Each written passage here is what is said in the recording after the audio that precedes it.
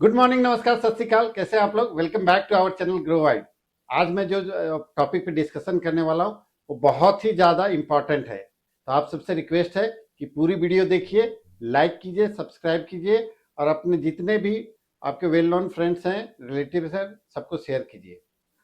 अभी जब market big bull की ओर जा रहा है, जैसा मुझे लगता है कि सारे बुरे दिन करीब करीब ख़त्म हो गया है। पिछले 2 साल से जो अच्छा रिटर्न नहीं बना है, तो आगे हमें क्या स्ट्रैटेजी अडेप्ट करनी चाहिए। आज की टाइम में अलग अलग टाइप के कस्टमर हैं जिनकी इन्वेस्टमेंट के ऑब्जेक्टिव अलग अलग है। पहला अगर बात करते हैं कि जिनके पास एक पर्टिकुलर अमाउंट, फॉर एग्जांपल मैं बता रहा हूँ, 50 लाख की पोर्टफोलियो अभी इन्वेस्टेड है, चाहे वो स्टॉक में हो या म्यूचुअल फंड में हो। तो अभी फर्दर उनके पास पैसे नहीं है कि वो उस पर म्यूचुअल फंड या स्टॉक में लगाएं। अब एग्जिस्टिंग पोर्टफोलियो जो है उनसे उनको क्या कोई चर्न करनी चाहिए, पोर्टफोलियो को ओवरवेट अंडरवेट करनी चाहिए या क्या करनी चाहिए। जो मेरे हिसाब से लगता है कि अभी जब आपने पिछले 3 साल 4 साल पहले ये फंड लगाया था या 2 साल पहले लगाया था, तो आपने जरूर पास्ट परफॉर्मेंस देखा होगा, फंड मैनेजर देखा होगा, कंपनी देखी होगी, पोर्टफोलियो देखी होगी। उसके बाद ही आप डिसाइड किए होंगे कि ये फंड अच्छा है और आपने लगाया। अगर पिछले 2 साल में वो फंड बहुत अच्छा रिटर्न नहीं दे रहा है या अगर आपने लमसम लगा दिया उस समय पीक पे, तो हो सकता है अभी आपकी ओर नेगेटिव हो return, might be possible. Normally ऐसा नहीं करनी चाहिए। जब मार्केट पीक होती है तो हमें 6 महीने साल भर की एसटीपी करनी चाहिए सो दैट रिस्क मिनिमाइज हो सके। लेकिन अब जो हो गया उसको तो आप चेंज नहीं कर सकते हो। फॉर एग्जाम्पल, एक फंड आपने 10 लाख रुपए किसी में लगाया था, जो अभी लमसम लगाया था उस समय, जो अभी नेगेटिव रिटर्न है या फ्लैट रिटर्न है। इस केस में क्या वो फंड चेंज करनी चाहिए? इसका आंसर अभी आपको मिलेगा। सबसे पहले बात है कि हम अगर मॉडल पोर्टफोलियो बनाए हैं, large cap, mid cap, small cap, multi cap, सब में अगर वेटेज डाले हैं प्रॉपरली, और अगर उस कैटेगरी का फंड अच्छा कर रहा है बट ये फंड अच्छा नहीं कर रहा है, तो इश्यू है, तो हम चेंज कर सकते हैं फंड में। लेकिन वो कैटेगरी चेंज करने की जरूरत नहीं है। अगर एक लार्ज कैप बहुत अच्छा नहीं कर रहा है बट दूसरे लार्ज कैप अच्छा कर रहा है, तो आप स्विच कर सकते हैं large cap versus large cap. But ऐसा नहीं होगा कि ऑलरेडी हम स्मॉल कैप में रिटर्न पिछले 2 साल या मिड कैप में देखे कि अच्छा रिटर्न आ रहा है, तो मिड स्मॉल कैप वाला मैं लार्ज कैप वाला हटा के फिर मैं मिड कैप में लगा दूं, इससे ओवरवेट हो जाएगा मिड कैप फिर से। तो आपकी जो गोल होगी वो अच्छा नहीं होगा। तो ऐसा बिल्कुल नहीं करें। और मैं यही सजेस्ट करूंगा कि अभी थोड़ा सा वेट कर सकते हैं, मार्केट यहाँ से ऊपर जाने की उम्मीद है। जब मार्केट में एक अच्छा रिकवरी मिलेगी तो फिर उसको आप पोर्टफोलियो, एक मॉडल पोर्टफोलियो को बना सकते हैं ओवरवेट अंडरवेट। लेकिन अभी बिल्कुल नहीं कीजिए। अभी पोर्टफोलियो को छेड़िएगा, जो फंड परफॉर्म नहीं कर रहा है दूसरे में चले गए जो परफॉर्म कर रहा है।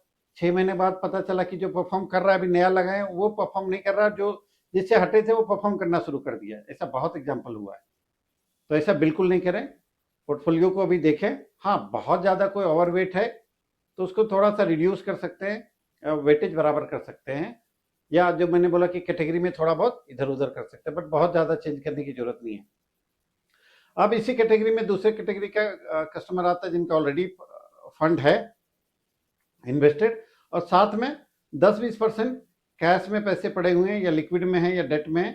तो उनको क्या करनी चाहिए? उनको 100% अभी 3 महीने अगर थोड़ा करेज दिखाएंगे तो लमसम इन्वेस्ट कर सकते हैं एग्जिस्टिंग म्यूचुअल फंड में जिनकी परफॉर्मेंस अच्छी, जहां वेटेज कम है। आपका जो सेक्टर में लाइक कि हेल्थ केयर में लग रहा है मुझे कि अच्छा चलेगा, और बैंकिंग एंड एनबीएफसी अच्छा चलेगा, तो ये सेगमेंट में आप थोड़ा सा बढ़ा सकते हैं। एनर्जी, और आप जो अभी मोदी गवर्नमेंट या पूरे गवर्नमेंट, पूरे वर्ल्ड के लोग सोलर एनर्जी की ओर मूव कर रहे हैं, तो पर्टिकुलर सेगमेंट में कंसंट्रेट कर सकते हैं, वहां थोड़ा ओवरवेट कर सकते हैं। अब एक ऐसे भी कस्टमर होंगे कि जो फ्रेश इन्वेस्टमेंट करना चाह रहे हैं, जिन्होंने बहुत ज़्यादा इन्वेस्टमेंट नहीं किया है, वो फ्रेश इन्वेस्टमेंट करना चाह रहे हैं। तो अभी मेरा उनसे यही सलाह है कि 50% आप डायरेक्टली जो डिसाइड कीजिएगा, जो आपके फाइनेंशियल सर्विस प्रोवाइडर या एडवाइजर सजेस्ट करेंगे, 50% उन फंडों को मॉडल पोर्टफोलियो में डाल दीजिए वन गो, और रिमेनिंग 50% को आप 6 मंथ की एसटीपी कर दीजिए, क्योंकि मुझे यहाँ से मार्केट बुलिश लग रहा है, यहाँ से अच्छा होना चाहिए। दो अभी ईरान और यूएस का युद्ध समाप्त नहीं हुआ, क्रूड ऑयल ऑलरेडी 90-92 के करीब है, बट ये सेटल डाउन हो जाएगा धीरे धीरे, उसका इम्पैक्ट थोड़ा बहुत दिखेगा।